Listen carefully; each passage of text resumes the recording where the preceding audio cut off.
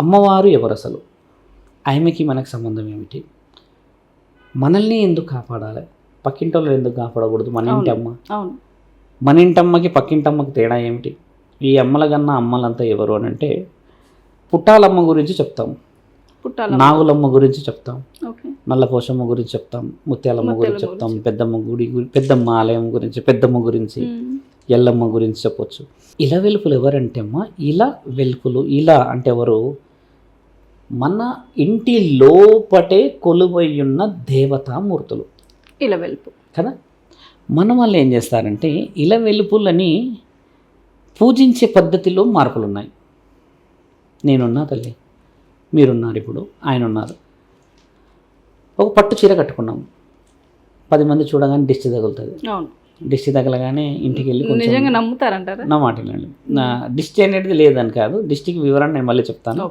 ఇప్పుడు ఒక దిష్టి తగిలింది అంటారు.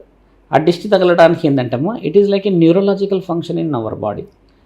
పీపుల్ ఆర్ వాచింగ్ మీ అని చెప్పేసి అవర్ బ్రెయిన్ అంటే it is a neutrons get heavy dilution, heavy blood pressure, body అంతా డిమోటివేట్ లాగా అయిపోతుంది అందరికి. ఇప్పుడు నేను పోతున్నా, నన్ను ఎవరు చూస్తే పట్టించుకోను, నేను పోతూనే ఉంటాను, నన్ను చూస్తారు సిగ్నల్లా, నేను ఎవరిని చూస్తే పట్టించుకొని అందరితో చూసిన నాకు దిష్టి కాదు కదా, కనీసం కనుబొమ్మ కూడా కదలదు. అంటే మన బాడీ అలవాటు అట్లా అయింది, కొందరు సెన్సిటివ్ కదా.